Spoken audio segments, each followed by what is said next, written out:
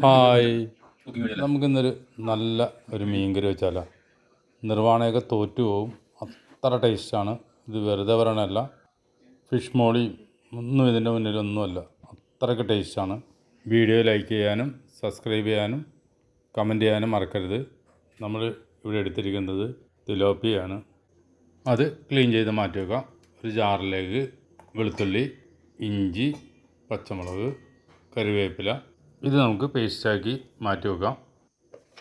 ഒരു പാത്രം എടുത്ത് അതിലേക്ക് മുളക് പൊടി, കുരുമുളക് പൊടി, മഞ്ഞൾപ്പൊടി, പെരുംജീരകപ്പൊടി, മസാലപ്പൊടി, ഉപ്പ്, കോൺഫ്ലവർ, നേരത്തെ അടിച്ചു വെച്ച ഫിഷ് ഇട്ട് കൊടുക്കുക.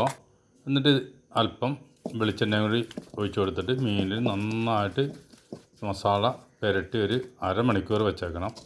എന്നിട്ട് മാത്രമാണ് നമുക്കിത് ഫ്രൈ ചെയ്ത് എടുക്കാൻ പറ്റുള്ളൂ. നല്ല രീതിയിൽ തന്നെ മസാലകളെല്ലാം പുരട്ടണം. എണ്ണ ചൂടായി വരുമ്പോൾ നമ്മൾ നേരത്തെ പുരട്ടി വെച്ച മീൻ ഇതിൻ്റെ അകത്തേക്ക് ഇട്ട് കൊടുത്ത് നമുക്ക് മുരിയിച്ചെടുക്കണം. ഇത് വെജിറ്റബിൾ ഓയിലിലാണ് മീൻ മുരിയിച്ചെടുക്കുന്നത്. നല്ല ഡീപ്പ് ഫ്രൈ ആവുന്നവരെ മീൻ ഫ്രൈ ചെയ്തെടുക്കണം. എങ്കിലാണെങ്കിൽ അല്ലെങ്കിൽ നമ്മൾ തേങ്ങാപ്പാലിലേക്ക് കിടന്ന് വേണ്ടതാണ്. കുറച്ച് കഴിയുമ്പോൾ മീൻ കുഴകുഴാന്നായി പോകും. നല്ല ഡീപ്പ് ഫ്രൈ ആയിട്ട് ഇതുപോലെ ഡീപ്പ് ഫ്രൈ ആയിട്ട് എടുത്തെങ്കിൽ മാത്രമാണ് നമുക്ക് കറിക്ക് ടേസ്റ്റും കിട്ടുന്നത്. വെളിച്ചെണ്ണ എടുക്കാം. വെളിച്ചെണ്ണയെക്കാട്ടും നല്ലത് വെജിറ്റബിൾ ഓയിലാണ്. അത് ഓരോരുത്തർ കണക്കന്മാരെ ചെയ്യുക. ഇത് കറിക്ക് ആവശ്യമായ ഇൻഗ്രീഡിയൻസ് ആണ്. അതിൽ നിന്നും കുറച്ച് ഉള്ളി ചതച്ചെടുക്കാം, പച്ചമുളക് എടുക്കാം, ഇഞ്ചി എടുക്കാം, വെളുത്തുള്ളി എടുക്കാം, കുറച്ച് വേപ്പിലയും കൂടി ഇട്ട് അധികം ഇതാകാതെ ഒരുമാതിരി ചതച്ചെടുക്കുക. ഒരു ചട്ടിയിലേക്ക് വെളിച്ചെണ്ണ ഒഴിച്ചു കൊടുത്ത് അതിലേക്ക് നമ്മൾ നേരത്തെ ചതച്ച പച്ചമുളക്, ഇഞ്ചി, വെളുത്തുള്ളി അതെല്ലാം ഇട്ട് കൊടുത്തിട്ട് അരിഞ്ഞു വെച്ച മാങ്ങയും കൂടി ഇട്ട് കൊടുത്ത് കുറച്ച് ഉപ്പും കൂടി ഇട്ട് കൊടുക്കണം. ഇതിങ്ങനെ നമ്മൾ ചെയ്യണത് എന്തിനാണെന്ന് വെച്ചിട്ടുണ്ടെങ്കിൽ മാങ്ങയുടെ പുളിയൊക്കെ പെട്ടെന്ന് തേങ്ങാപ്പാലിൽ അലിഞ്ഞ് ചേരും. കുറച്ച് വേപ്പിലയും കൂടി ഇട്ട് കൊടുത്തിട്ട് രണ്ടാം പാൽ ഒഴിച്ച് കൊടുക്കുക.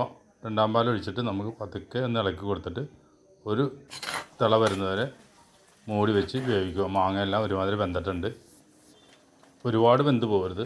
അതിലേക്ക് നമ്മൾ മീൻ നേരത്തെ വറുത്ത മീൻ ഇട്ട് കൊടുക്കണം. നന്നായിട്ട് നല്ല ഇടം കിട്ടുന്ന രീതിയിൽ വേണം മീൻ ഇട്ട് കൊടുക്കാനായിട്ട്. മാങ്ങയെല്ലാം മാറ്റി അതിൻ്റെ മുകളിലേക്ക് കുറച്ച് ചാറും കൂടി ഒഴിച്ച് കൊടുത്ത് മീൻ ഇതുപോലെ നമുക്ക് ഇട്ട് കൊടുക്കുക.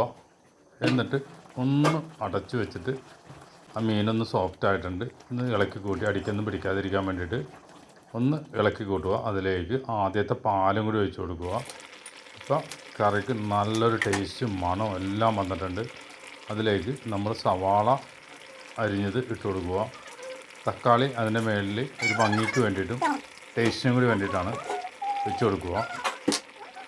ഇപ്പം നമുക്ക് ഉപ്പ് വേണമെങ്കിൽ ഉപ്പിട്ട് കൊടുക്കാം. എന്ത് വേണമെങ്കിലും എന്ത് ടേസ്റ്റൊക്കെ നോക്കിയിട്ട് ഉപ്പ് വേണമെങ്കിൽ ഉപ്പിട്ട് കൊടുക്കുക. വേറൊരു ചട്ടി അടുപ്പത്ത് വെച്ചിട്ട് കടുക്, ഉള്ളി, ഉണക്കമുളകും വേപ്പിലയും കൂടി ഇട്ട് മൂപ്പിച്ച് അധികം മൂത്ത് പോകാതെ എന്നാലും മുരിഞ്ഞെടുക്കണം. ഇതേപോലെ മുരിച്ചിട്ട് ഇതിൻ്റെ മുകളിൽ ഇട്ട് കൊടുക്കുക. എന്നിട്ട് കയ്യിൽ കൊണ്ട് പതുക്കെ ഒന്ന് അമർത്തി കൊടുത്തിട്ട് ഒരു മിനിറ്റ് ഇതൊന്ന് പതുക്കെ ഒന്ന് മൂടി വെക്കാം. നമുക്ക് ഒരു മിനിറ്റ് കഴിയുമ്പോൾ അതിലേക്ക് അല്പം കുരുമുളക് പൊടി ഇട്ട് കൊടുത്ത് നമുക്കൊന്ന് ഇളക്കി കഴിഞ്ഞിട്ടുണ്ടെങ്കിൽ അടിപൊളി കറി തയ്യാറായിട്ടുണ്ട്. ഇത് ഒന്നൊന്നര കറിയാണ്, അത്ര ടേസ്റ്റാണ്. ഇത് എന്തിൻ്റെ കൂടെ വേണമെങ്കിൽ നമുക്ക് കഴിക്കാം, അത്ര ടേസ്റ്റ്. നിർവ്വാണമെന്ന് ഇതിൻ്റെ മുന്നിൽ ഒന്നുമല്ല, ഇത് വെറുതെ പറയണമല്ല. ഒരു വട്ടം നിങ്ങൾ ട്രൈ ചെയ്തിട്ട് അഭിപ്രായം അറിയിക്കുക, കമൻറ്റ് ചെയ്യുക.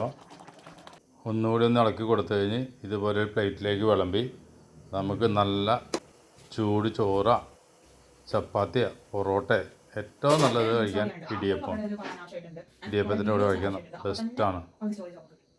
ഇതൊരു വട്ടമെങ്കിലും ട്രൈ ചെയ്യുക. ഓരോരുത്തർക്കും ഓരോ ടേസ്റ്റ് ആയിരിക്കും. പൊറോട്ടക്ക എന്തിൻ്റെ കൂടെ ആണെങ്കിലും നമുക്ക് ഒരു വട്ടമെങ്കിലും അപ്പോൾ ട്രൈ ചെയ്യുക. വീണ്ടും നല്ലൊരു വീഡിയോ വരുന്നതാണ്. Thank you very much.